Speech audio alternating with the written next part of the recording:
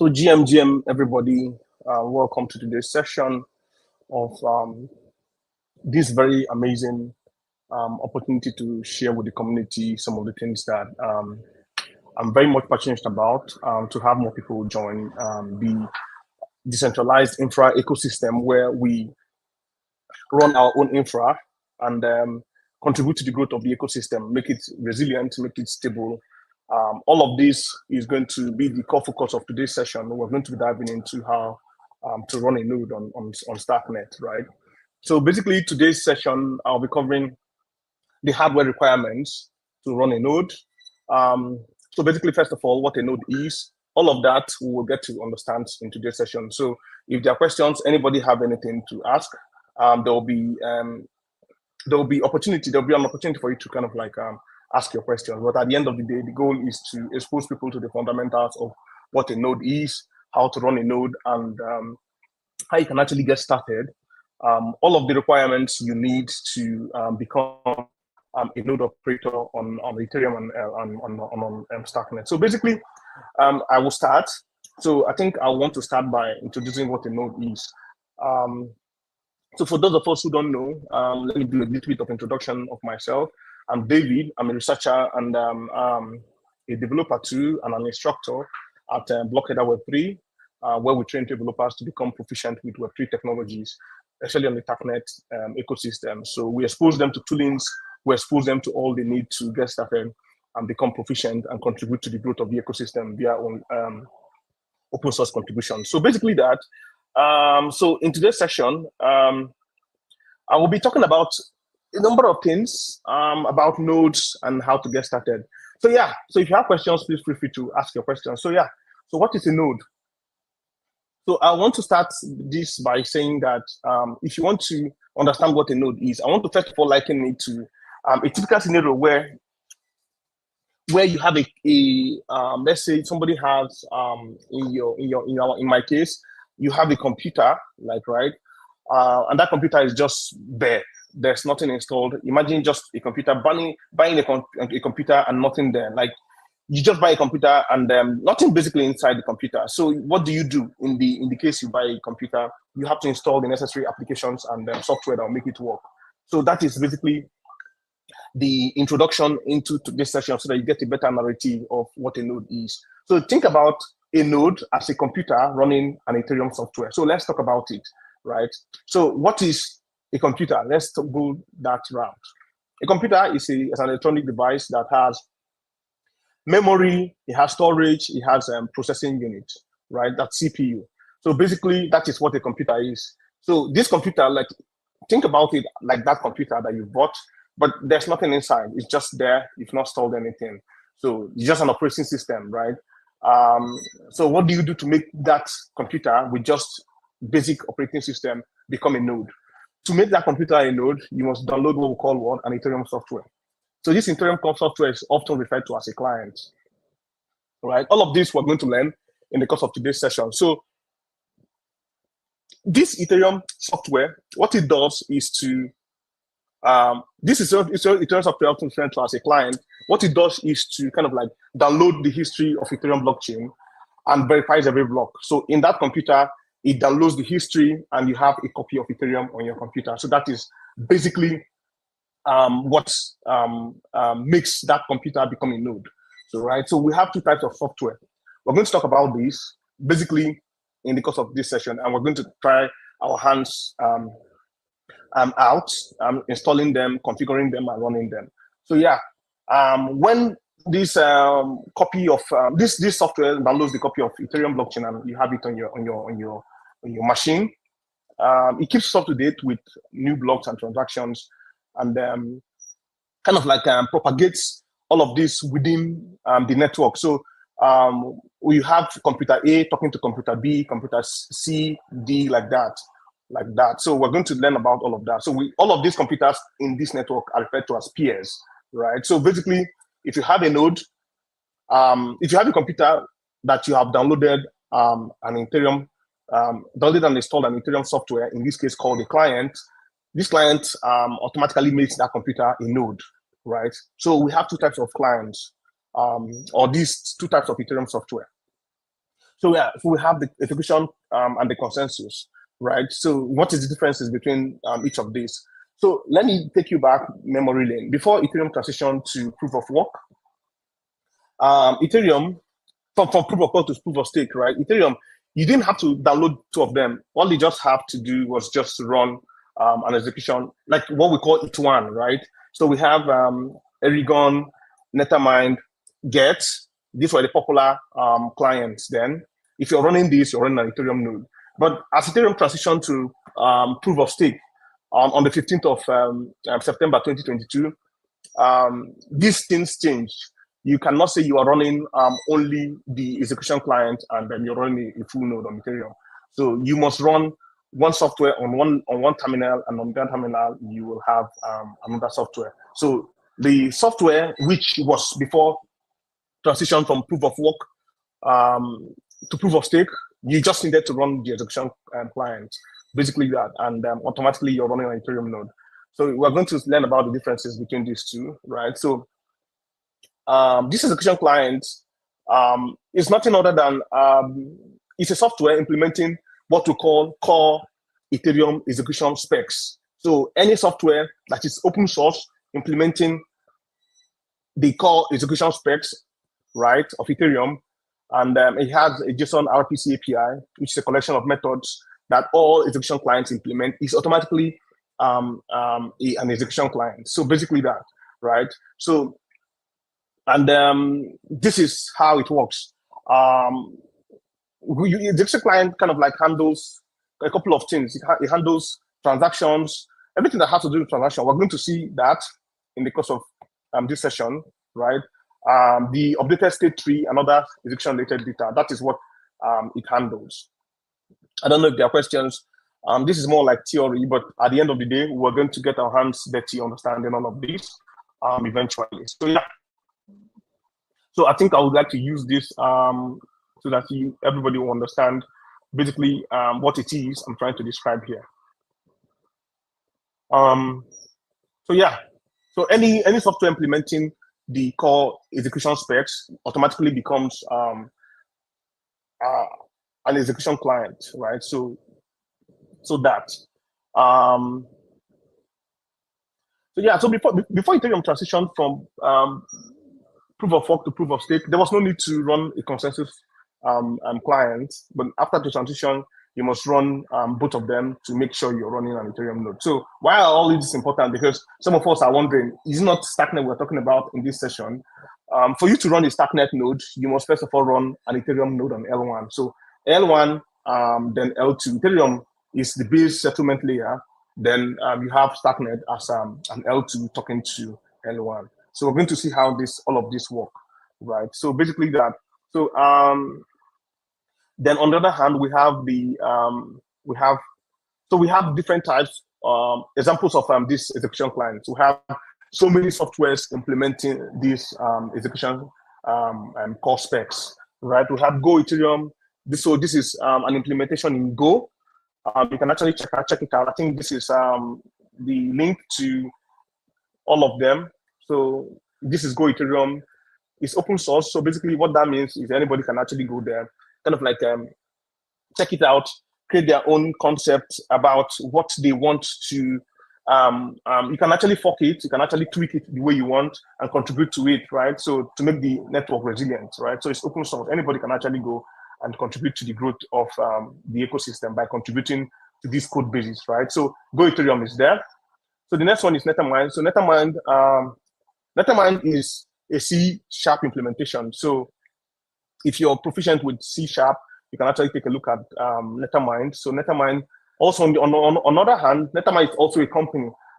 It's a software company managing most of Ethereum infra, and not just Ethereum. I think most Web3 protocols, right? So they are very deep in protocol engineering and infra. So one of their flagship products that brought them to limelight was their implementation in C# of the execution spec, right? So yeah, so that is that.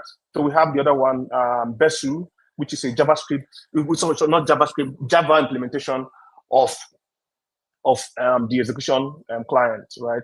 So you can actually check it out. And then Erigon is written in Go, they're Ret. RET is a product of Paradigm. Paradigm is a very amazing company that they've kind of like helped with a lot of toolings in the ecosystem. So yeah, so this is basically any of these you're running. If you're running them, you're running an execution client. So you can actually take a look at them. The installation guidelines are there. But for the purpose of this session, we're going to be running RET, right? And RET and Lighthouse. So I'm going to talk about the execution, the consensus clients, the consensus client. I don't know if there are questions. I'll be willing to take those questions. I would like to, right now, I don't know. If there are questions, please feel free to let me know, call my attention to where you're lost. I'll go over it again. So yeah, like I mentioned before, Ethereum transitioned from proof of work to proof of stake. Basically, that resulted in what we call the second leg of what you will run before you run an Ethereum node. So that is the consensus client, right? So what is the consensus client? So yeah, consensus client basically is nothing other than a software implementing Ethereum core consensus specs. So what is that? So there are specs for any software. If you implement them, basically you're automatically a consensus client. So it's first of all open source, and the kind of like the core specification for Ethereum proof of stake clients are divided into features, right? So these features are kind of like researched and developed in parallel, then consolidated into sequential upgrades when ready. So Ethereum has transitioned from a lot of phases, right? And each of these phases is code named, kind of like is depicted by a code name, right? And at different epochs. So the phase 0 was when Ethereum transitioned from proof of work to proof of stake. That was on the 15th of September 2022. And each of these things, each of these phases, right, is depicted as by a code name, right?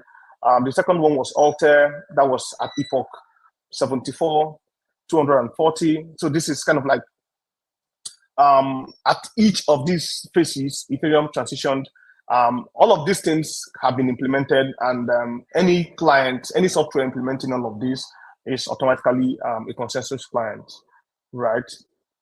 And outside of this, if you there are additional standards, right? So any software also implementing, in addition to what I mentioned earlier, the core is consensus specs. If you're implementing the Beacon API, the Engine API, Beacon metrics, builder specs, right? Automatically, you are a consensus client, right? And again, these are code bases that are kind of like easily accessible, open source. We're going to talk about them in the coming slides. So yeah, so when you so something about the consensus client is that it's further divided into two. So right, so we have the Beacon node, which is basically what you need to run a full node. So if you run an execution client and a Beacon node, basically you're running a full node.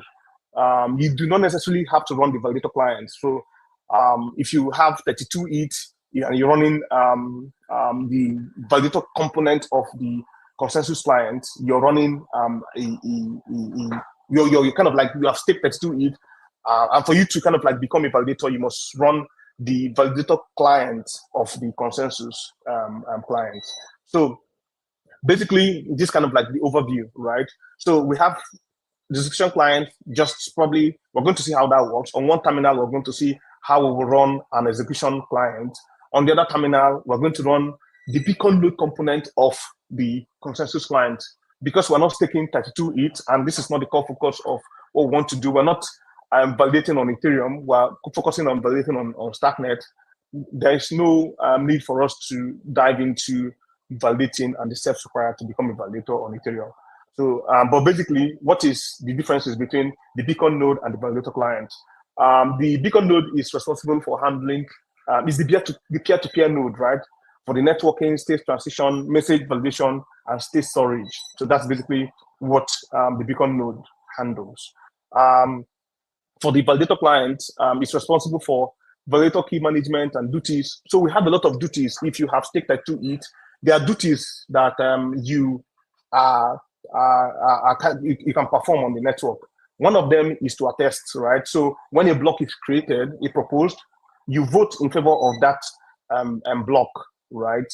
The next thing is to be a proposer, actually, right? At some point, There's kind of like, because of the number of validators on the network, if you're a validator currently, you have a chance in 365 days of becoming a proposer. You can be selected randomly to propose a particular block in a year, right? So I think the third duty of a validator, that is, you have stake 32 ETH and you want to run this validator client, you can become a slasher. So, right, so slasher is monitoring the network for malicious activities, right? And you gain rewards for doing that. So you can actually run as a slasher when you can actually perform duties of a slasher when you are as a validator, if you're running a validator client. So basically that. So yeah, so you must have staked 32 ETH for you to run a validator client. Otherwise, there is no need for you to run a validator client. For the purpose of this session, again, I'll recap.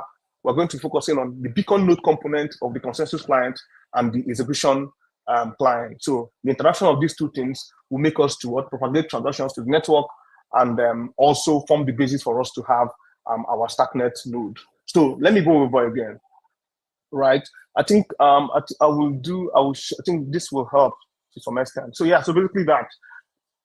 I'll go over this again so that we understand. So the essence of this session today is to expose us to how we can actually run a Starknet node.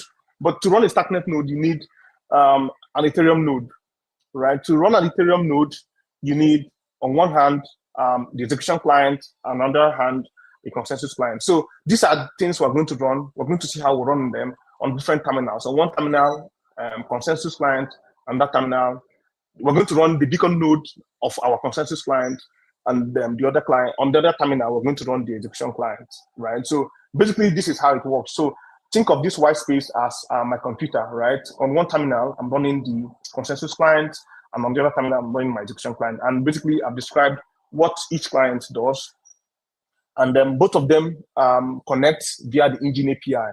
The engine API is the connection between the linkage between the execution client and the consensus client. So basically what it does is to expose ports 8551.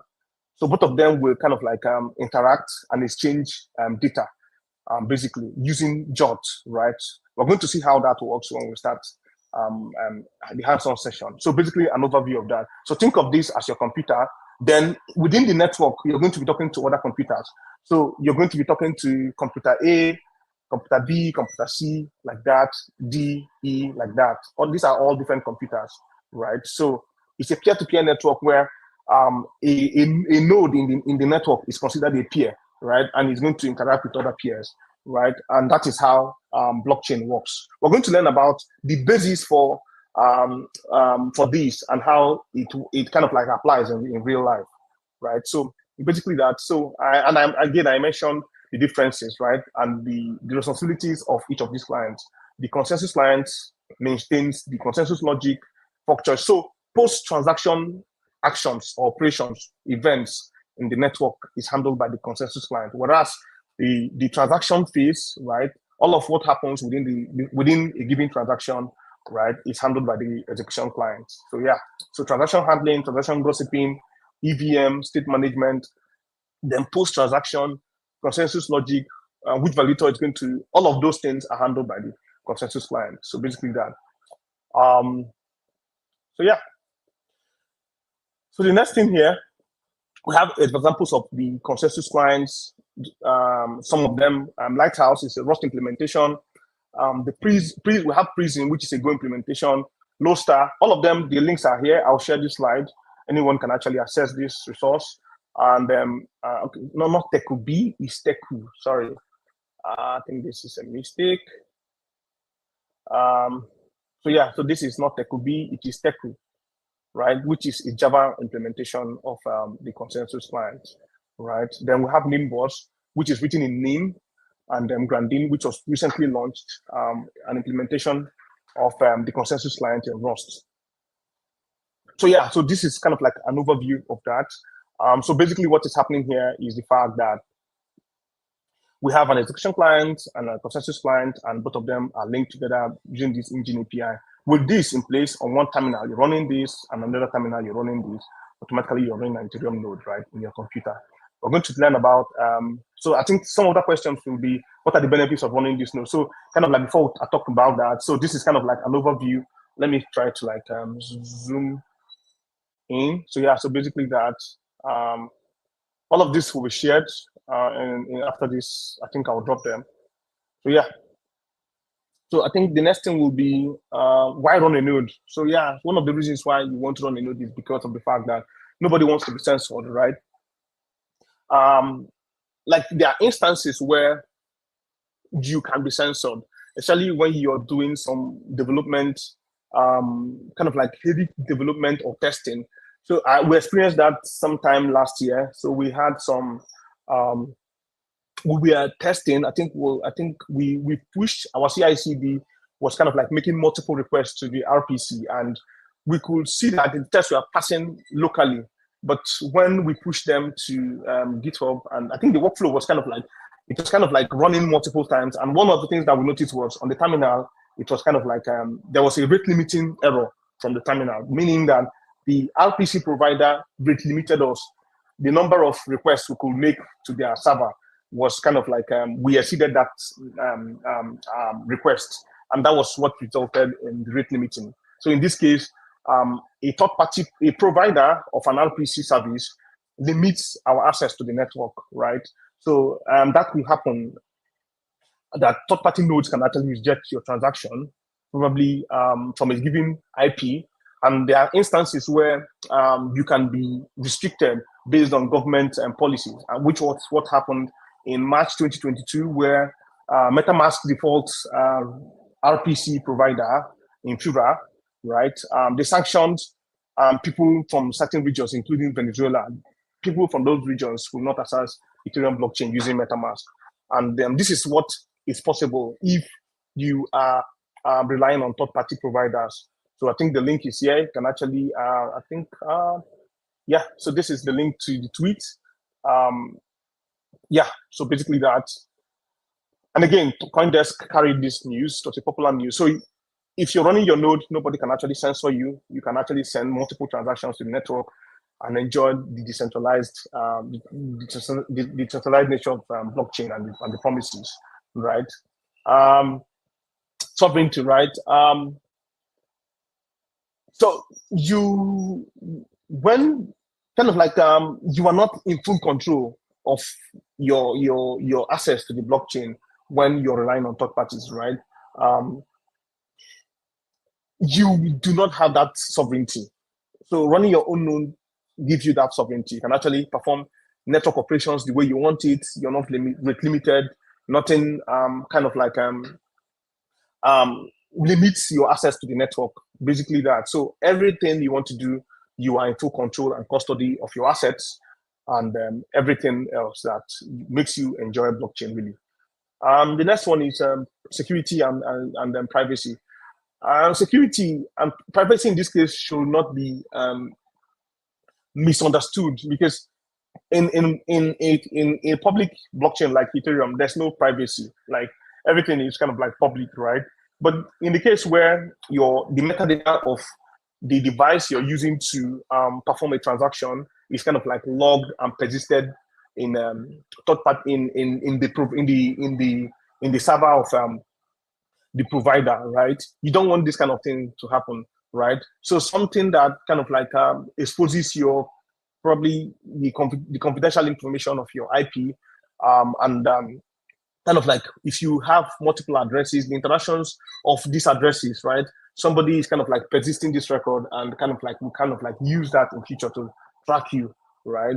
If you're doing, if you're running your node, you're not exposing any of your confidential information at any time, right? So you are running your nodes directly from your CLI, you can actually perform transactions and basically that, right? So yeah, again, one of the things that running a node gives you as an advantage is that it enables you to enjoy the decentralization promise of blockchain, right? So the network resilience is achieved when more people participate in the network, right? So this is the goal. We need to promote this so that more people can actually participate in the network, to maintain and promote, sustain the network's health, security, and operational resilience. So yeah, so and again, one of the things that you will want to do when you run a node is that you can become a provider, right? Nobody can censor you. You provide RPCs that other people can actually use to run their interact with the network, basically. So what is an RPC? We're going to see how it works, right? So your RPC is kind of like your access to the network, right? We're going to see how it works in real time, and we're going to use send transactions locally from the node. I don't know if there are questions at this point. I want to take these questions. So yeah, so I don't know. Okay, so yeah, I think the next thing is to talk about the hardware requirements. One of the things that some of us will be wondering, yes, a computer that you have installed an Ethereum client, both clients are running. Is it sustainable, right? Is it any computer? Is it a two-core computer? Is it how many cores, right? What are the things that you require for you to run a node, right? Running a node requires computational resources. So as such, you need a minimum of 4+ cores, right? And again, I would recommend not really the ideal thing, but really anybody that wants to. Oh yeah, thank you so much. Thank you, Rejwa, Raman. So yeah, anybody that wants to run a node, you must know that the network kind of like I think I will suggest, strongly suggest, if you want to run a node, you must have you must have Linux installed, like, right? Run it on a Linux-based machine so that some of these configurations are mostly aligned with Linux. So first of all, you want to kind of like install a Linux operating system on your machine. Then make sure that when you're going to buy a machine that's going to be dedicated as a node, you must it must have 4+ cores, like I earlier mentioned. Then 16 gig RAM, right? Minimum. Like this is not the minimum. I think it can run in 8 gig RAM, but you are looking at if you want to scale in the future so that your system does not have any issues. I think the recommended is from 16 gig RAM upwards, right? Then you're looking at also the storage, because I mentioned earlier that the computer is needed, and this computer has storage, memory, and CPU. CPU cores kind of like addresses your CPU concerns. RAM addresses your RAM concerns, that is memory. Then the 2 TB SSD addresses your storage concerns, right? So basically that. And again, because of the fact that the execution client, that's the execution component of what you will be running, most execution clients rely on IOPS, so that is operations per second. So you will need these specifications, right? Kind of like a good, when selecting a good disk, right? Make sure it's NVMe, and then make sure that the IOPS for the read is 15K, then the write is 5K, right? So ideally, HDD may or may not work, right? So you need something that is kind of like more resilient. So SATA or external USB 3+ SSDs can work, but the ideal recommended SSDs and NVMe SSD drives. And again, you are looking at the from TLC, MLC, and SLC, single level cell, right? So you will want to like take a look at that again, and again make sure that it has DRAM cache so that it kind of like enhances the reads, right? Yeah. And again, you need internet, stable internet at all times, a minimum of 25 Mbps per second. So yeah, so these are the hardware requirements. If you have all of this in place, we are ready to run a node, and that's that. So I think this is all for the theoretical part. We're going to be moving into the hands-on technical session, and all of the questions and all of the things we need to understand will be covered, right? So I think I will start. Just give me. So let me share my other screen. Sorry, guys. Okay. I don't know if there are questions. If you can actually if you have the questions, let me know. I don't know if anybody has any question.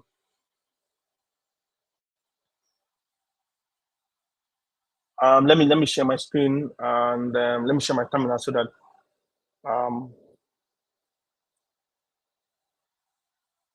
so yeah, let me share my terminal basically.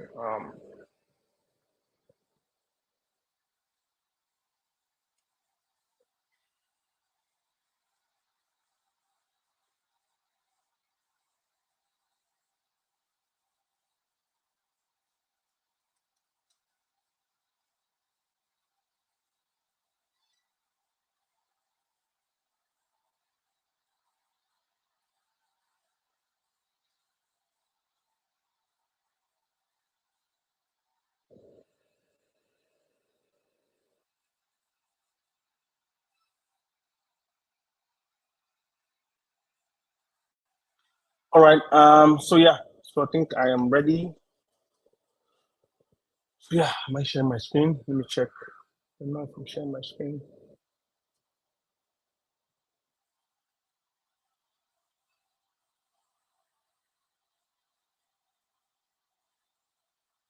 All right. Let me share again. Sorry, guys. Present.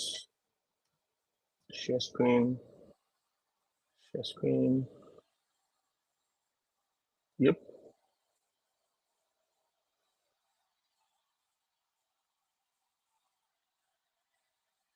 Yeah. So yeah. So the first thing we want to do. So yeah. So yeah, so what we want to do here is to make sure that all of the things we've said, we want to kind of like practicalize them. So remember the diagram I mentioned earlier. So we need two things for us to run a node. Like I mentioned earlier, we need the consensus layer, and then we need the execution layer, right? So we're going to start right away. So the first thing we're going to do here is to make sure that our so I'm going to cd into my ETH node. So basically, what I do is to kind of like I create kind of like a parent folder called, you can call it anything, call it Ethereum. Then under that you have two subfolders, right? One for your execution client and the other one, so that it's kind of like easier for you to route your way around. So yeah, so what I'm going to do here is to I'm going to so first of all, let's see how we will install our execution client. So basically, how can we do that? Let's go to Lighthouse.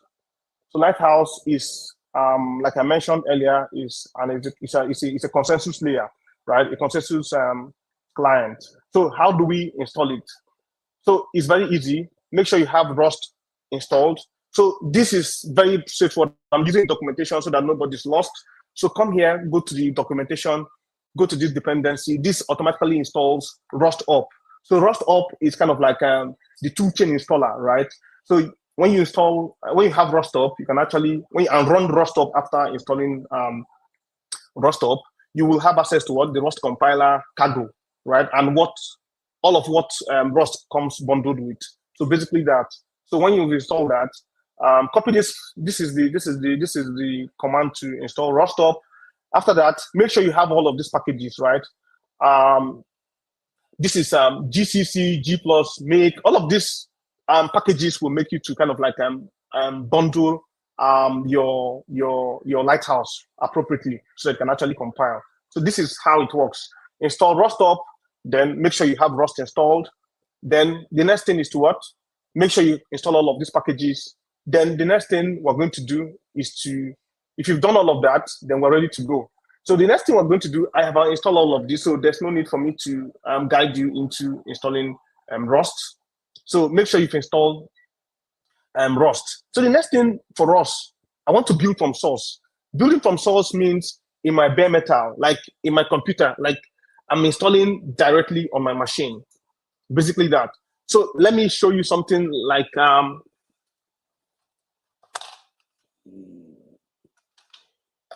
yeah, so this is how it works. So this is kind of like a bare metal machine. Basically this, you want to get something like this. This is a computer, a dedicated computer that is kind of like where something like this, if you have something like this, you are good to go, right? Install Ubuntu, then you follow the guidelines, right?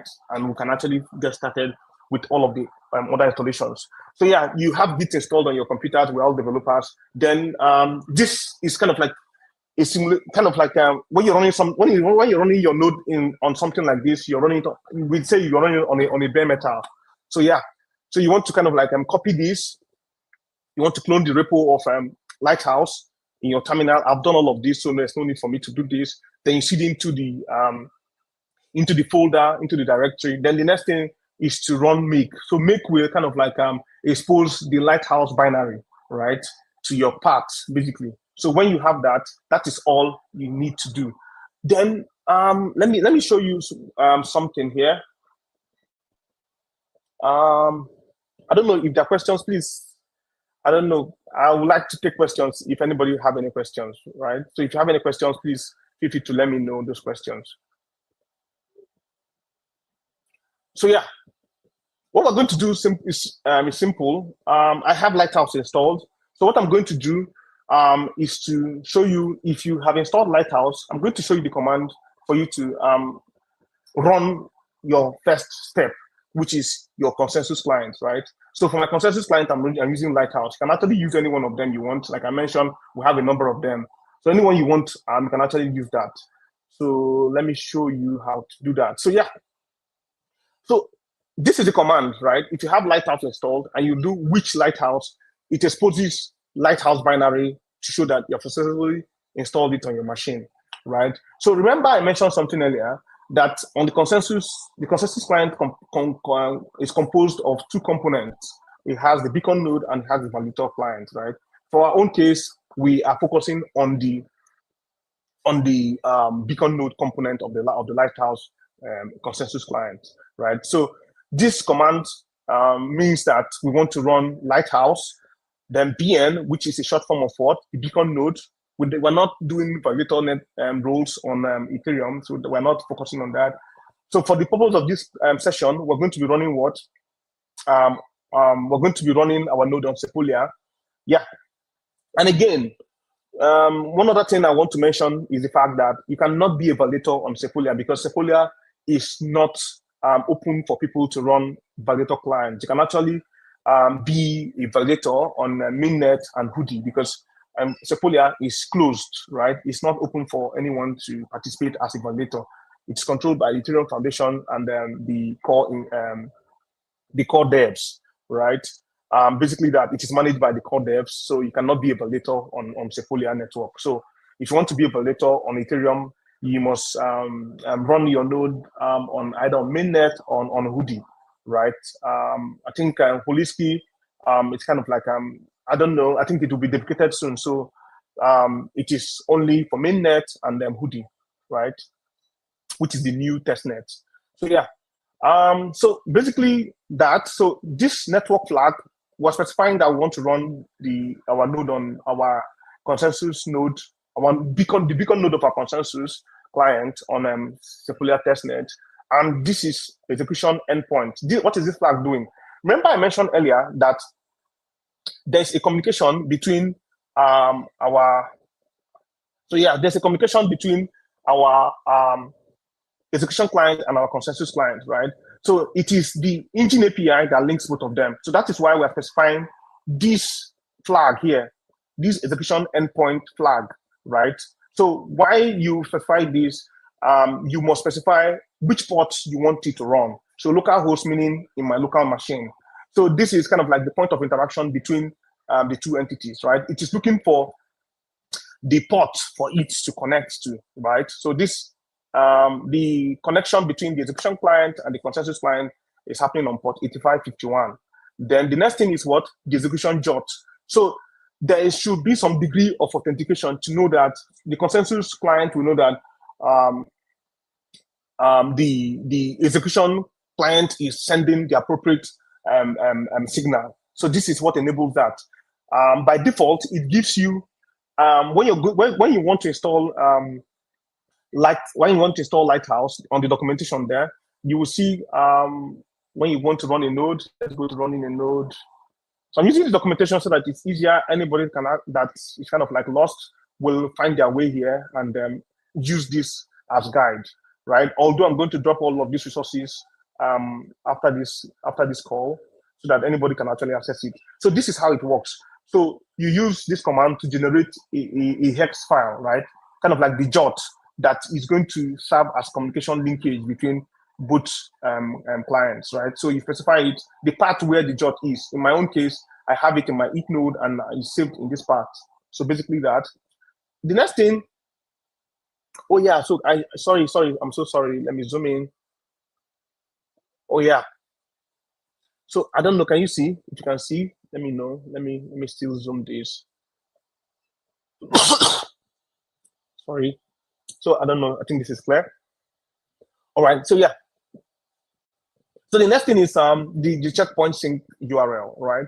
So you don't want to probably download, if you want to run an archive node. Archive node means you want to kind of like download everything that has happened on the blockchain, right? But if you don't want to do that, you kind of like want to kind of like checkpoint sync URL that enables you to kind of like not spend too much time syncing, because all of the data you need is available by passing this flag to your in your command, right?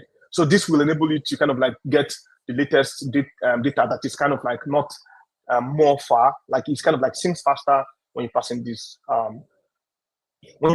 flag, right? So that's that. And also you want to enable this HTTP. So HTTP will mean that anyone that wants to access your beacon node, if you want to access your beacon node at port 5052, this enables you to access it. And the address, this is kind of like, I'm using this 0.0.0.0. This is kind of like the same thing as localhost, but it gives you more control. Yeah. And the next flag is disable deposit contract sync, meaning we don't have any business with the deposit contract because we're not running a validator client, basically that. So yeah, so with this, we should be set. If you run this command, you are good to run, you've started running your beacon node of your consensus client. So yeah, so that is basically what I'll show you kind of like how it works. So journal CTL. So this command I'm using here is because I have it already and it's running. I'm just going to showcase how it works. So this is an exposure to the real-time logs happening on the network. So I've created a service called Lighthouse.service. You can actually do that. I'll show how to do that. So that in the event that probably there's something happens and you kind of like lose power and you want to reboot your system, right? Immediately your system comes on, your Lighthouse starts running, right? So in my own case, I have created that service, and what I'm doing is to show you how it works. So this is the same thing as if you're running this, it's going to log all of that on your terminal. So yeah, so -F, then -O, then cat. So yeah, so this will show that I'm running. This is basically what is happening, right? So let me explain what's happening here. So this is so every 12 seconds a new block is created. Basically how Ethereum is structured, and this is one of the pain points that is making Ethereum not to scale. It's on the basis of this that we have layer 2 solutions like Starknet, right, to bundle hundreds to thousands of transactions and send the proof to Ethereum. This is the basis for Ethereum scalability issues, right?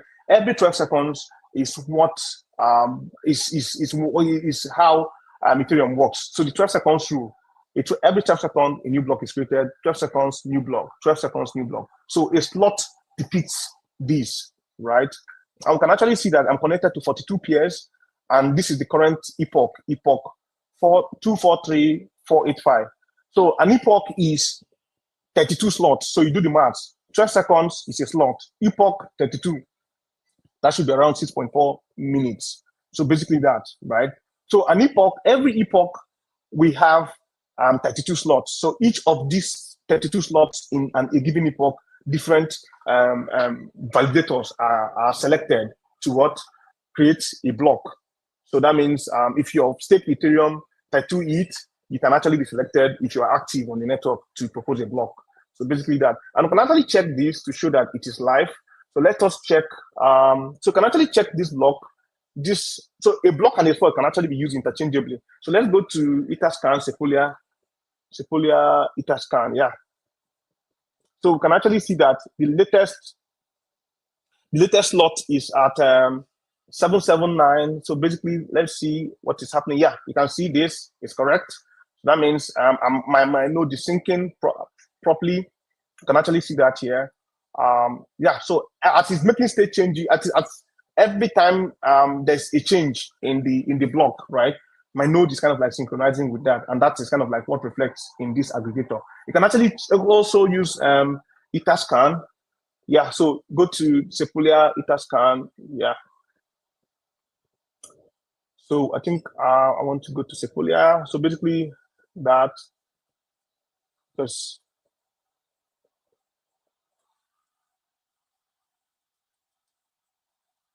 so yeah, so this so okay, Sepolia, I think there's no E there. So yeah, I think this should work. So yeah, so this is the latest block on Sepolia. So correct testnet.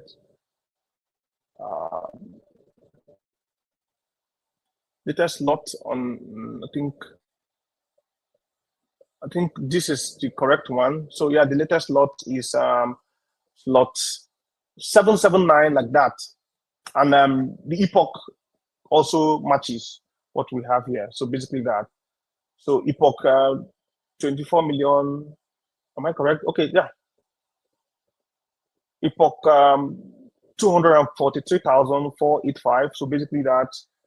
So we are the same epoch. So basically my node is syncing well. So now the next thing we're going to take a look at, if you've run this, that means you have ticked step one, which is the step one is about running your consensus client. Our consensus, the beacon node of our consensus client is running. So let me terminate this so you can actually, I'll show you how to set up your RET, which is our execution client. So yeah, so this is step one. Let's go to step two. Step two is where we talk about the setting up our RET, right? So we have we have Lighthouse running. Let's go to RET. So yeah. So what will make you run RET? Let's go to RET documentation. I don't know. I think probably this maybe. I don't know why. But this is the appropriate place. This is the appropriate explorer for the purpose of this test, this session today. So yeah. So let me go to RET Lighthouse, go to the documentation. This is your GitHub repo. Yeah, so this is the official documentation. So let's build from source. Let me see if I can zoom in. So please, yeah. So make sure the same thing, because RET is Rust implementation of the execution client. So basically, you should have Rust installed, just what we did the last time, and we're good to go. I'm building from source. So basically, what that means is I'm going to go to the GitHub repo, and I'll show you how that works. So you can actually clone the repo. So when you clone the repo, you see so basically this, copy this command, paste it on your terminal, and then when you've done that, you run the necessary you run the necessary command to kind of like install RET into your path and expose it, so that anywhere in your computer you can actually do RET -- version, and it shows you the version of RET you're running. So this is the command after you have installed, after you have cloned and seeded into the cloned directory. So you run this command, go here, copy this command, it exposes RET to your path, and then we are good to go, right? The next step is to see how we can run RET. So yeah, if you have done that, we're good to go. The next thing for us is to describe the command, right?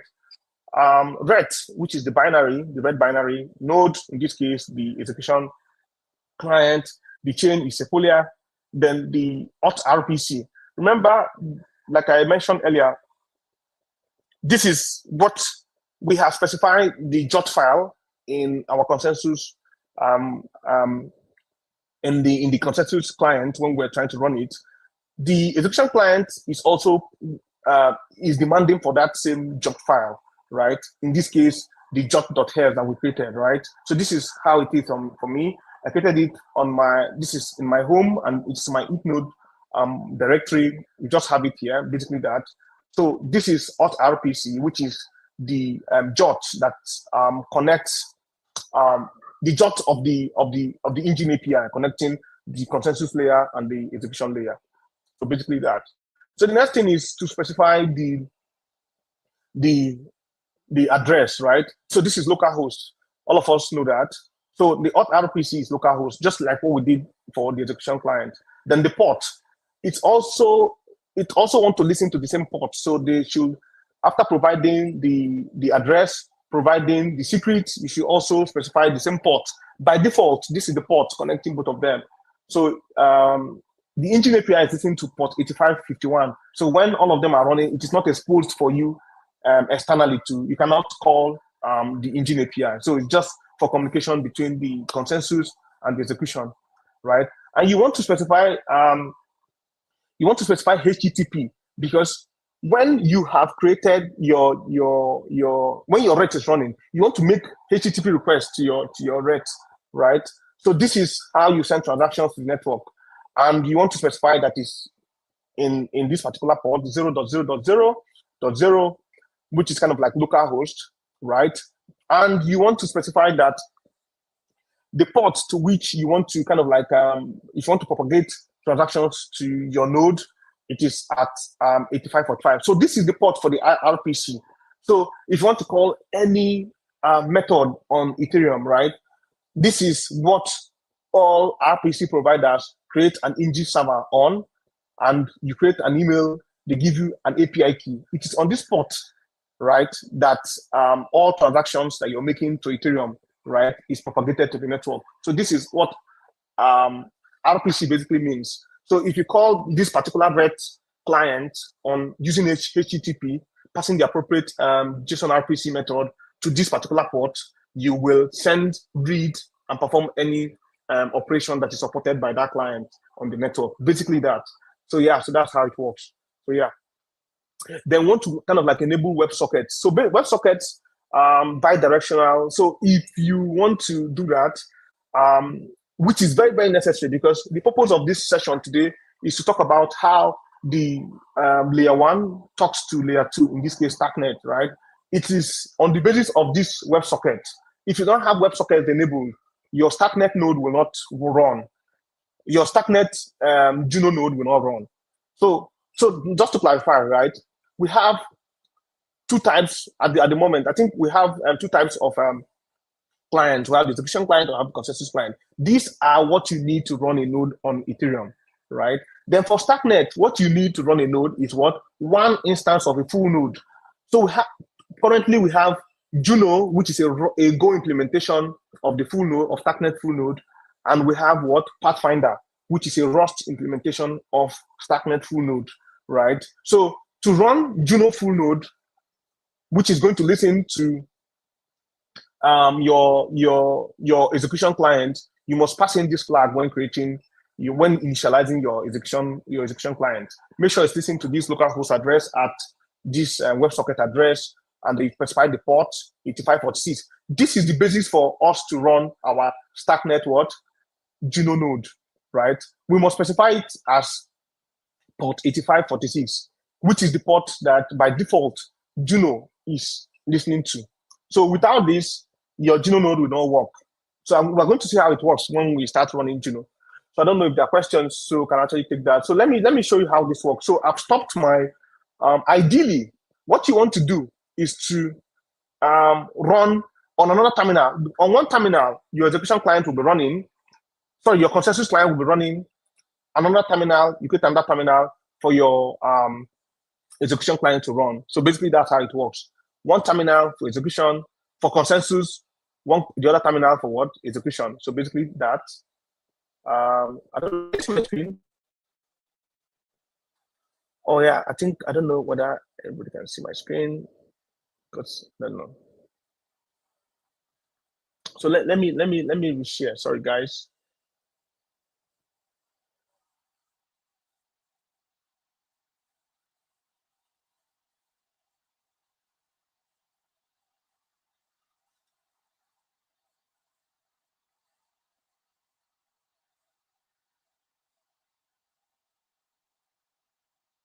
Yeah. So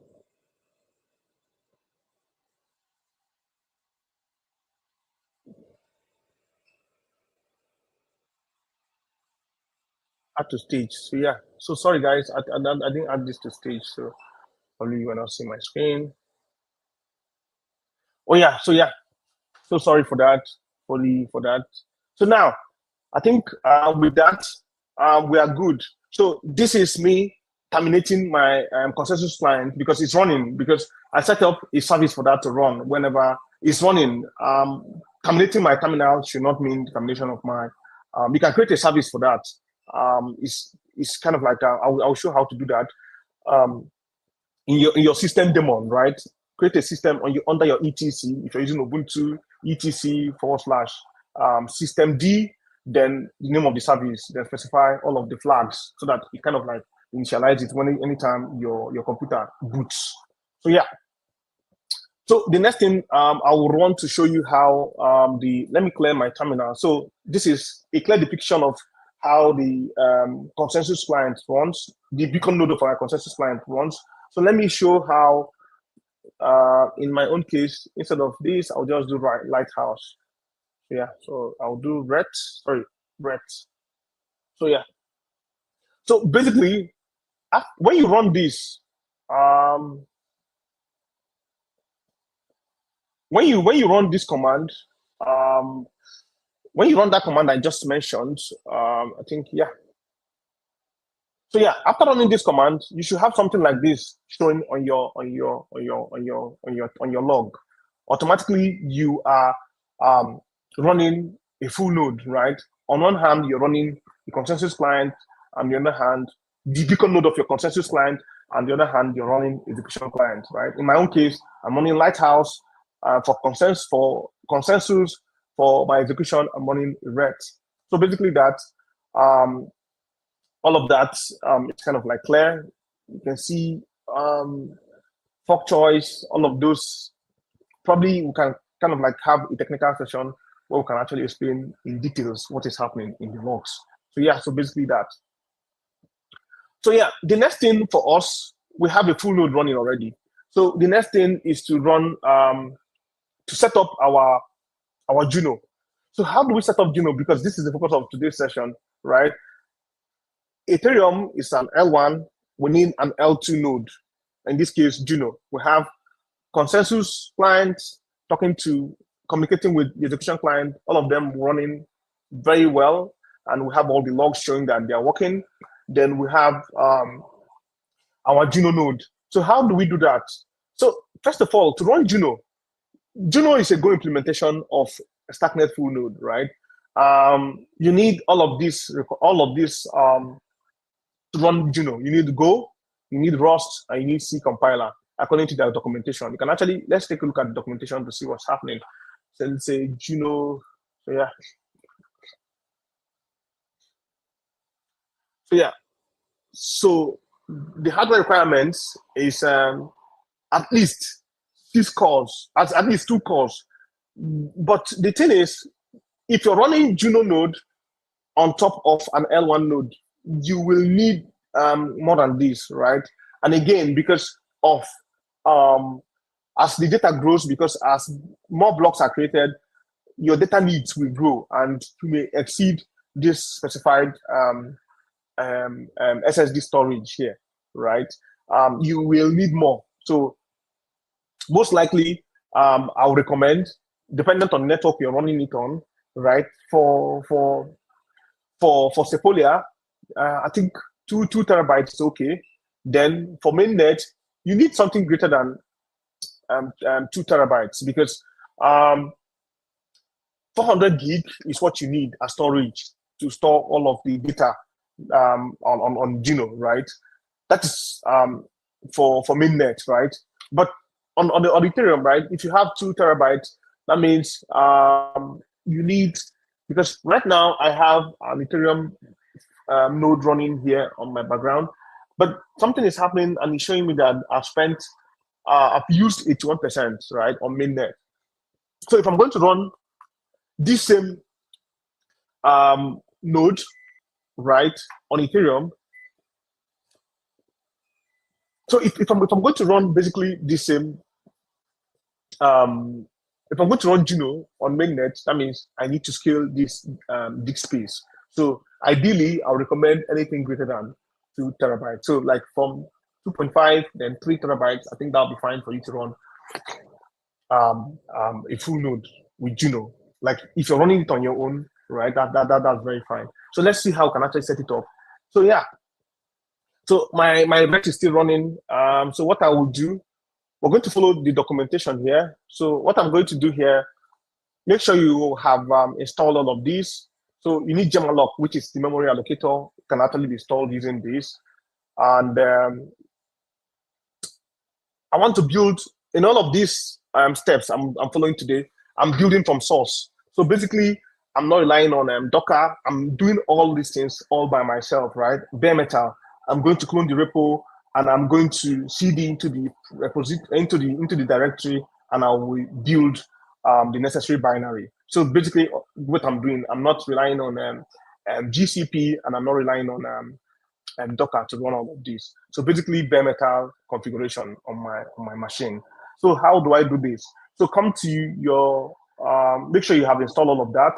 So copy this command, git clone the Netamind Juno repo, seed into the directory. Then the next thing is to build the binary. So all of that I have done.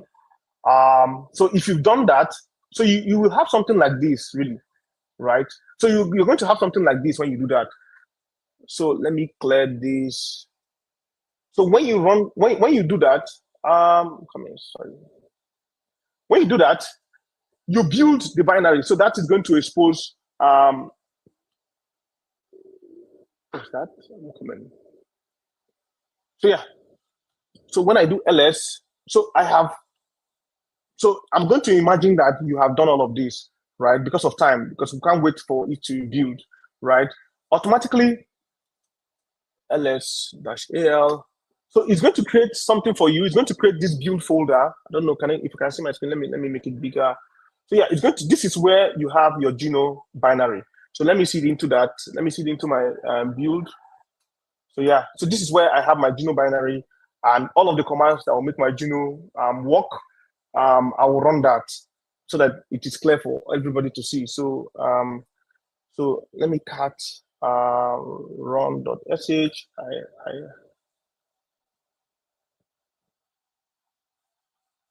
So yeah.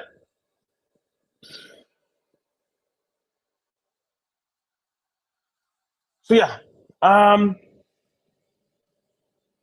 Let me talk about, let me show this configuration file. My configuration file here is in my run.yaml, right? I created a file called run.yaml. So I want to cut that. Let me cut my run.yaml.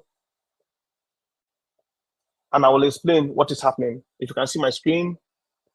So yeah, like I mentioned earlier, Juno is expecting you to have exposed WebSocket connection on port 8546. So basically that. So let me explain what is happening here, right? So I want to specify, these are the flags, right? Instead of specifying all of those flags, you can actually create a YAML file and run Juno against that YAML file, right? So log level, meaning I want all information that will be logged on my terminal, right? And I want to specify this test network as Sepolia.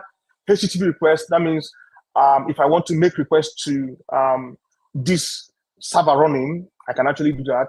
And it's listening to port 6060, and this is the host, this is the address of my HTTP, and the metrics. So if you want to use Prometheus and Grafana to build dashboards, right? So you want to kind of like make sure that you pass in these flags, right? Metrics equals to true, and the port 26. So I'm using this. You can actually specify anyone you want to use for your port. Then my it node, right? So this is the meat of the connection between L1 and L2. So L2 is what we have our Juno running. I want to interact with the execution client on this particular port, right? So make sure you have enabled WebSocket, like I mentioned earlier, and you are listening to this port. With this, you are good to run Juno. So that is how Juno works. So what do I do here? I will do this. I will do build because I want to CD into my build. This is where my Juno binary is. So I want to do this build Juno, then config my run.yaml. So with this, my Juno will be up and running. So if you have this, so your Juno is going to sync to the latest block. And once it syncs, you can actually start using the Juno for anything you want to use it for. I don't know if there's any question. Oh yeah, so somebody's asking, how profitable is it to run a node or validator? So I think it depends what you call profit. For me, I'm doing it for fun.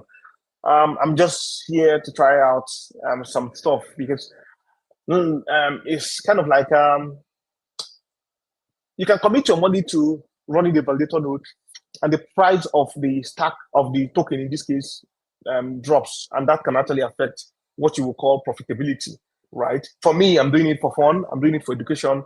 And there's kind of like, I think when we start running our Starknet validator client, I don't know if there's time.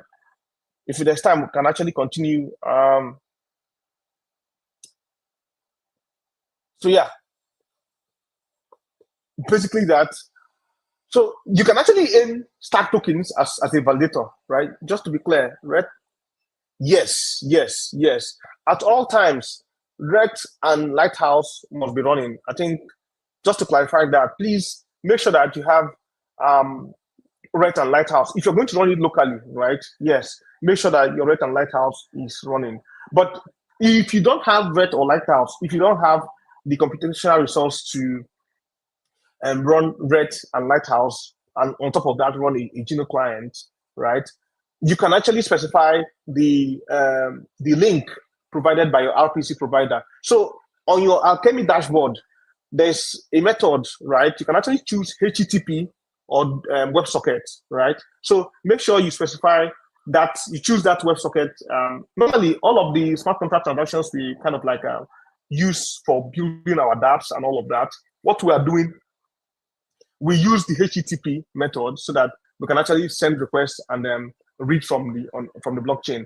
But in this case, if you want to synchronize, because in my own case, if I terminate this and then if I want to show that again in my YAML file, so instead of this it node, if I want to specify that WebSocket RPC provided by the like third party like Alchemy and Infura, you can actually specify that here. So that means you don't need to run Lighthouse and Ret. Basically, what is going to happen is going to reference is going to point to the RPC, the WebSocket of your RPC provider. So that's basically what's going to happen. But again, the essence of this workshop today is to expose us to how we can actually do this on our own so that we build from scratch and know how to run it and play with it and then be part of the resilience of the network. So yeah, so that's that. So yeah, so if I run it again, it will still run. It will go to it will download all of the blocks, right? So to show you, I think let's go to Voyager. Yeah, Voyager. So let me switch to Sepolia.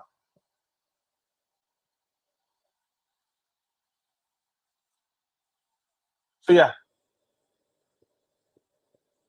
So this is it, right? So imagine if we have to wait for this to sync, we have to wait for a long time. But because of the essence of the session today, it's just downloading from port. It's just from block. It's currently on block 905. So I don't have to wait for all of this to happen. So I will just terminate and yeah, I'll just terminate so that we can actually focus on the other aspect, which is how we can actually send the transaction on Juno, right? And see how it works. I don't know if we're excited about that so that we can actually do that if you have more time. So yeah. So yeah. So this is, I have two machines. I've SSH into them, right? I'm using my Mac to SSH into this one. The one here is just a simulation of kind of like how you can actually install it from scratch, right? So you must wait for it before you use it to send transactions. You must wait for it to sync. It must synchronize first. That means it must get to the latest block, right, in real time. So so far on Sepolia, we have 834, 710 blocks. So that means you must wait for this to synchronize to that. But if you don't want to wait, you can actually do this. You can use this method. You can actually download from here, right? You can actually download like so that you can actually have a copy of that. You can actually, it's kind of like faster. So if you don't want to wait for this method of having to wait for it to synchronize from 0 to the latest block, this takes a longer time, right? You can actually come here, follow the guidelines here. It's kind of like very easy, and it kind of like you will untar the downloaded file, and you can actually run your Juno with that. So basically that. So dependent on the network, if it's on, follow the guidelines. Everything here is kind of like very clear and explanatory. So yeah. So because of time, we will not wait for that. So I want to show us how we can actually use, with our Juno running, right? We can actually use Juno, our Juno node to kind of like send transactions on Starknet without relying on third-party providers. And after that, we'll create our validator client. I don't know if there are questions. Please feel free to ask those questions because I want to take those questions. So yeah, if there are no questions, I will proceed and continue. So just to be clear, I have two machines here, and I'm SSHing into each of them, right? So on one, I have already synced Juno node. So let me CD into that, CD into my Stack node. So this one is just for testing, just to show you how it works if you're starting from scratch for Juno, right? So yeah, so let me CD into my Juno. So yeah, so let me do this. I have a run file that will perform the run for me. Yep, let me do this. Okay, I think I'm on the wrong one. Video grid. All right.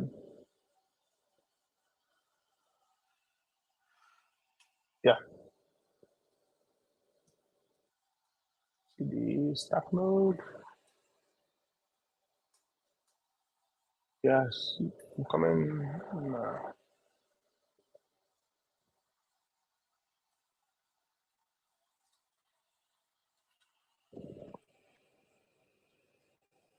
Home, right? Yep.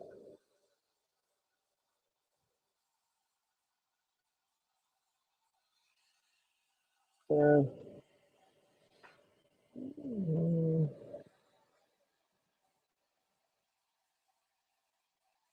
oh yeah. So /run.sh. Okay.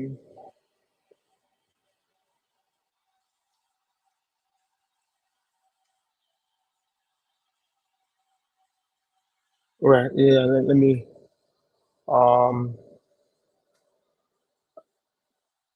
Okay.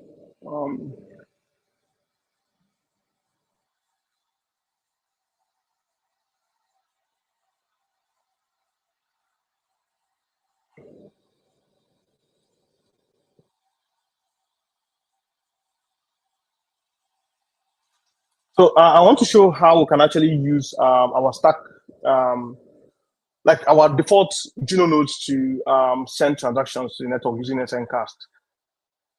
So let me do that. So let me do vim from .yaml. Then copy paste this here.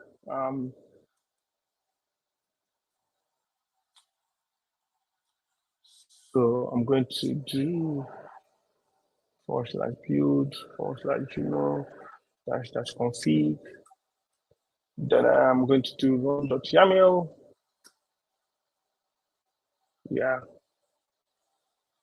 Oh yeah, so I have it already running. So yeah, it's true. Yeah. So yeah, to show that I have it running, basically what I'm going to do, so I want to kill the service and show you how it works. So basically I have it running already, but I wanted to run it again. That will not work. That was why we're having this error. So you can see it is showing me that I think bind already in use. So let me try to, just one moment, guys. Let me clear and check. Let me see sudo lsoft -I, that means 6060. Yeah, so I want to sudo kill -9. I want to kill it at what ID PID 5358. Yeah, and then run it again and see. It should work. Yeah. So this is my Juno running here. So basically, what I did is to kind of like what I did in the other time. So this shows that yeah, it's syncing, but if you do breed home.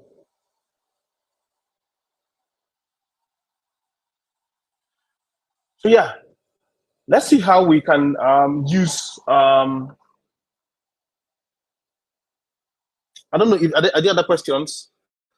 I want to use my Starknet running Juno node to send transactions to the network, right, using SNCAS. You can actually use it at this point to create an account, to kind of like interact with an existing contract, right, passing the contract address. If you have a simple contract, we can actually do that on the terminal directly right now. So let me see how we can do that. So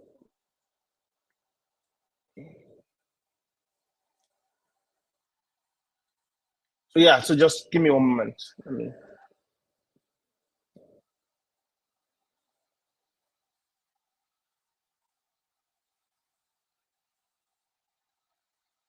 So please, if you have any questions, please feel free to ask your questions. I'll be happy to take questions at this point.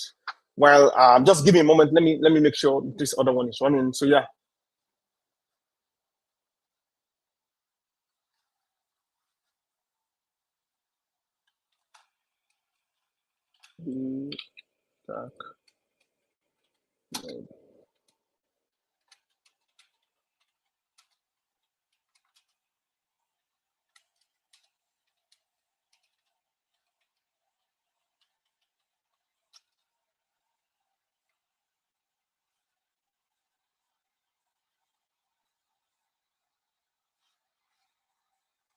Okay. Yeah.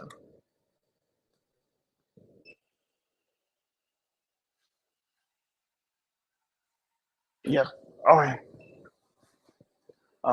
So I think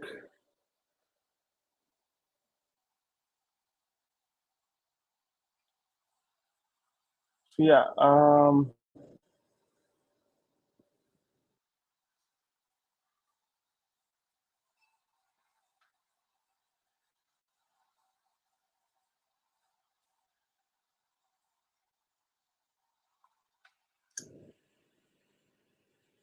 So yeah, I think some people are asking. Oh yeah. So thank you so much, Raman, Rifat. I don't know if there are other questions. I'm trying to set up SSH back into my machine so that I can actually use SNCast to transact on the network. So just a minute, guys.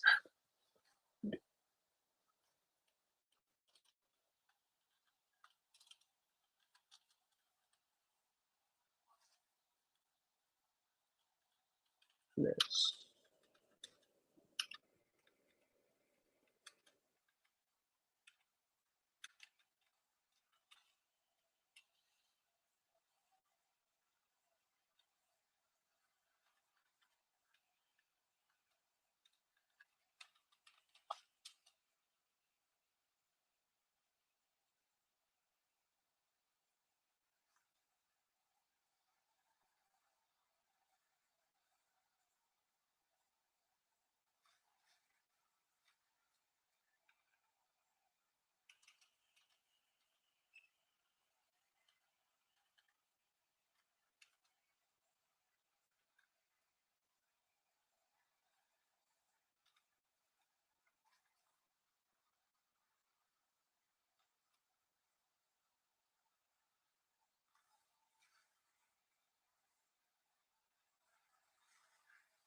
Okay.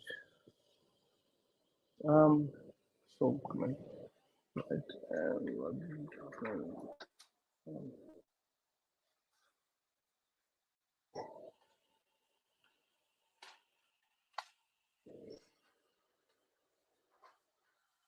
All right. So yeah. So let me do this again. I think I'm in my home view mode. Yeah.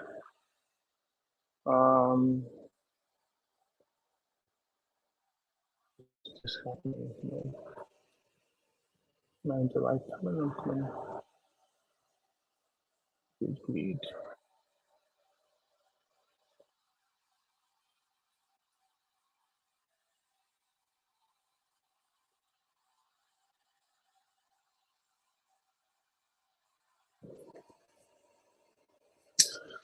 Right.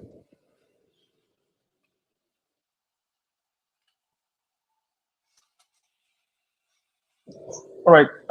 Sorry guys for that. I actually had to make sure that everything is in sync. So the next thing I'm going to do here is to show how I can actually use SNcast to talk to the network, right? So for those of us who don't know, this is the benefit of running a node. You can actually use the your running node to kind of like interact with the network without the need of third-party RPCs.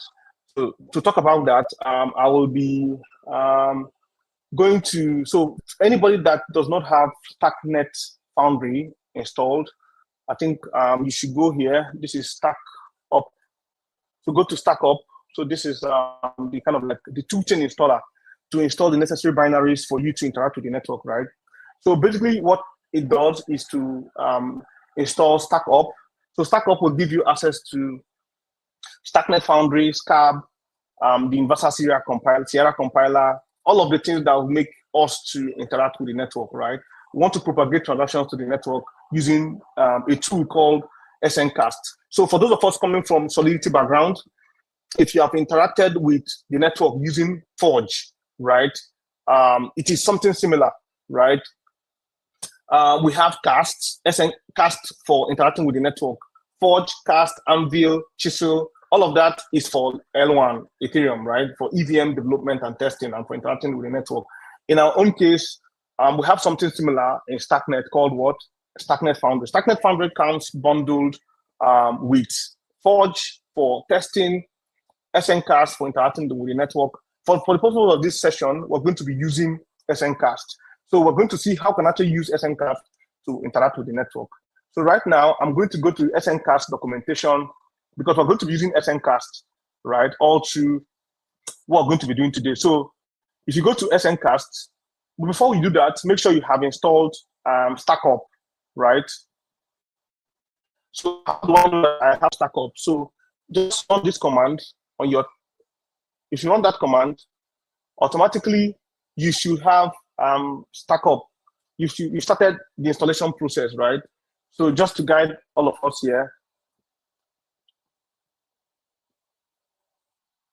right? So StackUp is going to give us access to the ASDF VM, all of that. We'll see how we can actually use it to interact with the network and also to set up our validator clients, all right? So yeah, I don't know, are there questions? So yeah, so we have that installed. So if I run StackUp,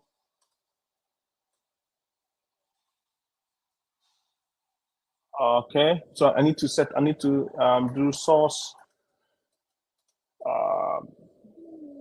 bash RC. Yep, and I run StackUp again. So yeah, StackUp will install Starknet Foundry and the necessary binaries for me to work with. So you can actually go along, follow the flow, have StackUp installed. So when I do SNcast, so yeah, I have SNcast. So yeah, so basically that. So yeah, so how do I use SNcast to send the transaction? So first of all, to interact with Starknet, you need an account, right? This account can be generated automatically for you using SNcast create command. So if you come to the Starknet Foundry documentation under SNcast, let's go to SNcast. Go here, create and deploying an account. So all accounts of Starknet are not externally owned accounts, right? Starknet operates as a layer 2 that enables account abstraction.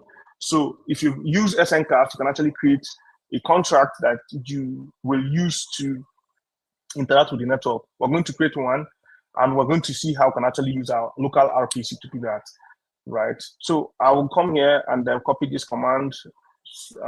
Come here. I don't know if you can see my screen. Let me zoom it in more. So yeah, so come here, do like something like this. So let me call it account, workshop account. Yeah, workshop account. So yeah, so instead of specifying network, because by default,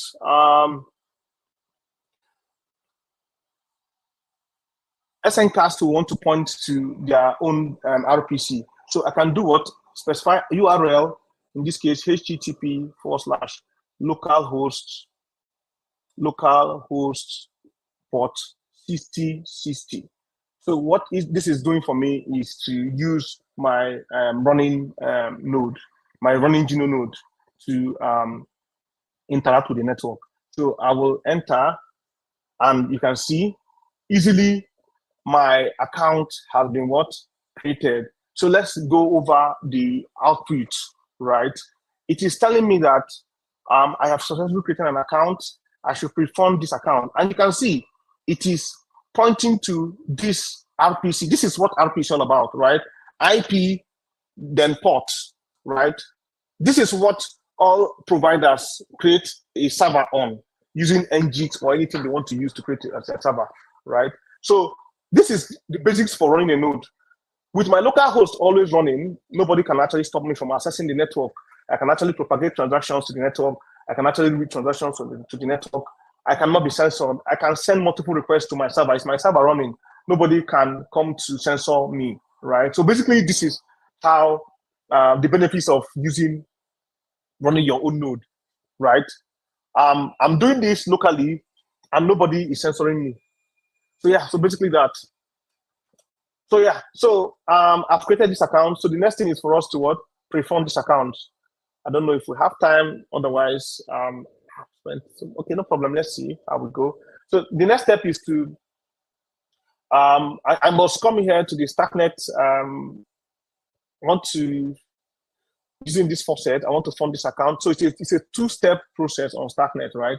You want to first of all create an account. I've created this account, and you want to do what? Deploy this account. So yeah. So I want to request for tokens. Yeah. So I think I've gotten some tokens. So the next thing for me to do is to come here after I want to deploy. So I want to make it easy, like so that everybody here can see how it works.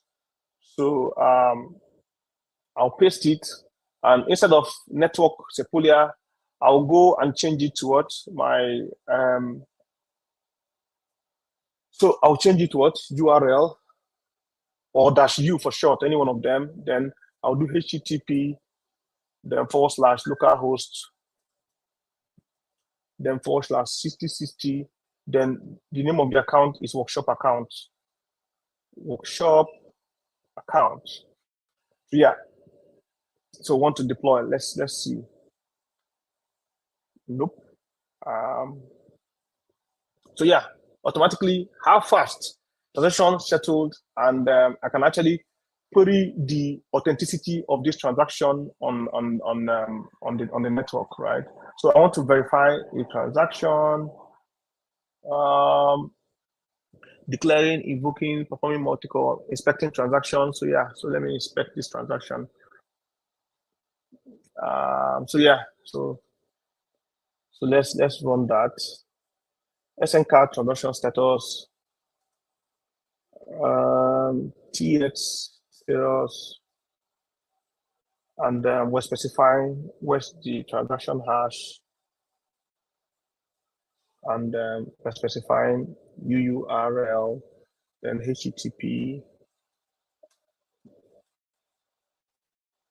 localhost, port 6060, I think, yeah. So no need to specify Sepolia. So this should work. It is telling me that this transaction have been accepted on L2. So that is basically how this works.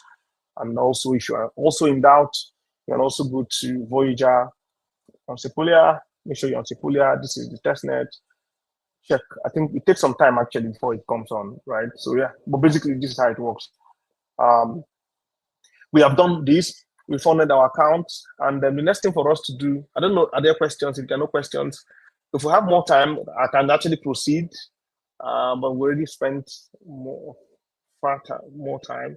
So yeah, so let me proceed to the next thing. So yeah, the next thing we want to do is to we are running our full node, and it's working. The next thing, so if you want to update your binary, so probably there's a latest release. So you go to Juno. So inside here, I want to do git pull. So if you want to kind of like always update it, making sure it's kind of like up to sync with latest updates, this is how to do it. Git pull. Then after that, you run with Juno. It builds the binary and you're good, right? So now, to become a validator on the network, right? So validator, what's a validator, right?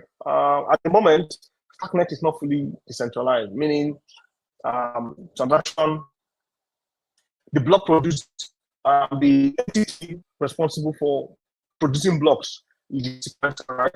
And then this sequencer is handled solely by Starkware, right? So if I go back to in here and I check this again, I don't know, let me see. This should work. Yeah. We'll see something, right? This transaction, I think there's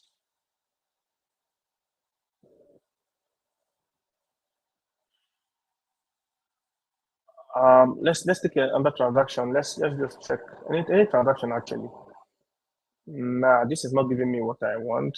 I want to let me go to star scan. Copy that same transaction hash. Yeah, let me visit this. Let me visit this. So yeah, so let's go here. You see that the most of the transactions are handled by the Starkware sequencer, right? Which is what makes Starknet at this point not decentralized, right? But there are plans to decentralize all of the aggregation of blocks to nodes that are in the network, basically that. And Starknet is fully doing all of this to make sure that its decentralization mission is fully accomplished, right?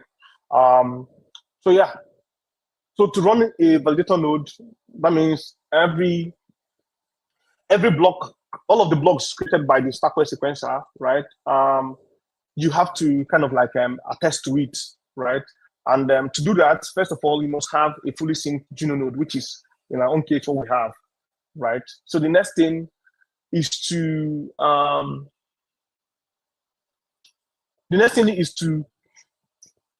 once we've done that, right? The next thing is to make sure that we have for this 20,000 here. I don't know. Can you see my screen? Wow, you guys cannot see my screen. I'm so sorry. Wow, nobody was seeing my screen all this while.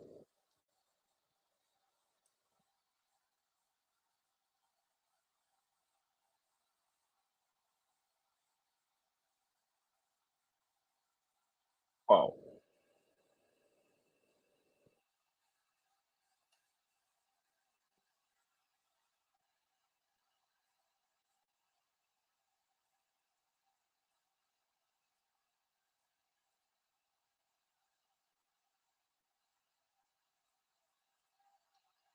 Up to stage. I'm so sorry, you guys were not seeing my screen. Wow.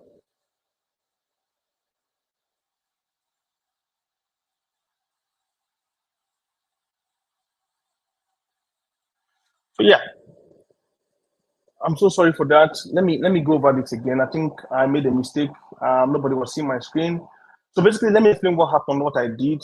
So I wanted to show how we can actually use SNcast to interact with the network without relying on third-party RPC from any provider, right? So I'm doing this locally. So in Starknet, for you to interact with the network, you must first of all create an account, then deploy this account. So to do this, I'm using my local RPC, in this case, port 6060 of my local host, right? That is where my Juno is expecting HTTP requests, right? So I run this command using sncast. So sncast is like I mentioned earlier, it's kind of like how you want to propagate transactions to the network. You want to interact with the network, you use this sncast tool. And to do this, first of all, you must make sure you have installed StackUp, right? So basically that, once I've created my account, specifying this plug URL, which is listening to this port 6060, it kind of like creates an account for me, which I must fund. So I funded this account using the Starknet faucet. And when I did that, the next thing is a two-step process for you to use an account on Starknet. You must create an account and you must deploy that account. So basically that was what I did in the first step. I created an account right here. And the next thing I did next was what? Deploy the account. I deployed the account using this command here, sncast account deploy, specifying my local host, then the name of the account. So basically how I deployed my account. So yeah. The next thing for me to do now is to run a validator. Like I mentioned earlier, Starknet at this point is dependent on the sequencer of Starkware. That's the parent company managing that came up with the Stack technology, right? Although Starknet is the decentralized and permissionless network, at this point, it is centralized because the sequencer is not managed by the community, right? It is, all transactions are kind of like bundled by this sequencer, right, to create blocks. So in the future, as the ecosystem matures and in line with their goal to make it fully decentralized, every validator in the network can contribute to maintaining the security of the network by bundling transactions to form blocks. So basically that. So to run a validator client, first of all, I have my Juno node running, which is why I was able to send all of these transactions. I've ticked that box. The next thing is what? To run it on mainnet, right? You need 20,000 stack tokens for staking. But for the essence of today's session, we will have to rely on doing this on Sepolia because there's no 20,000 tokens, stack tokens for this test, right? You want to do it on Sepolia. And also, to do this, I'll be visiting the Starknet. I'll be visiting the Starknet. I'll visit the Starknet staking contract, and I'll be performing all of the staking directly from my terminal. I don't know if we have time. Otherwise, I can actually say we will do this some other time because the time is fast spent. I'm already getting signals so that we can actually terminate this at this point. I don't know, guys, but this is kind of like how it works, which is maybe if we have another workshop session, we can actually cover how we can run our validator client. So basically, you need, if you're building from scratch up, from ground up, you're going to have your consensus client running. You must have your execution client running. That's a full node on L1. And on L2, on Starknet, you must need a full node, in this case, Juno. Then the third part, which is I want to become a validator. Because of time, probably we'll have to cover this some other time. But this is something that you can actually follow along and do, right? You want to kind of like get one stack token and you approve the stack token contract. You approve the staking contract, give it approval to spend that one stack token. So for Ethereum, for Starknet mainnet, it is 20,000 stack tokens to become a validator. Then for Sepolia, it is just one stack. So meaning anybody can actually join with one stack, right? Programmatically from their terminal. You can actually do this, right? I don't know how we can actually conclude this, but this is how it works, right? Maybe next time we will have this same session and see how we will run our validator client because of time. Yeah, I think our time is fast spent, and I think it was a great time talking about how to set up a node from scratch. And we'll cover this in the next session, probably next week, and see how we do become validators, guiding you how you can actually become a validator on Starknet. So yeah, so just to recap, right? We started this session by talking about what a node is, which is a node is a computer that has storage, memory, and what CPU, right? And we said for you to run a node on Starknet, you must run an L1 node. So an L1 node in this case, the Ethereum settlement layer. To run an Ethereum settlement node, right, you must run a consensus client and an execution client. And all of this, I guided you on how to set up that. Then we ran both of them using Lighthouse in my own case as my consensus client, and Ret as my execution client. Then the next thing I did was to set up my my execution client to listen to expose port 8546 so that my L2 node can actually listen to it. So basically that, and so yeah, it was a great time because we covered all of that, and hopefully in the subsequent session we can have an amazing time to set up the final part of this workshop, which is our validator client. So basically an overview of how it works, right? Our L1 consensus client, execution client, and now our Starknet full node is into port 8546. So that's that. Thank you so much, guys, for this session. If there are questions, I would love to take them, and hopefully next week we'll cover the last leg of this workshop, which is to set up our validator client. And subsequently, we'll also run our Pathfinder node, right, which is also a Rust implementation of Starknet full node, right, and see how we can actually do that. So thank you so much. It's an amazing time showcasing the power and possibility of running your node directly from your terminal. You can actually send out transactions without relying on third-party RPC providers. Thank you so much for joining. I will be more than willing to continue this session next week. Thank you, guys.